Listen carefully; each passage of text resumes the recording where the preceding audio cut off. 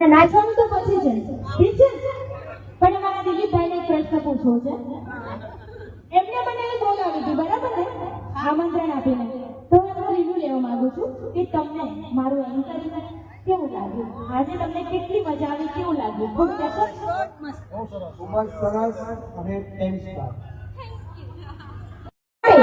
દ્વારિકાનો નાસિક હોય સમ થઈ જાય.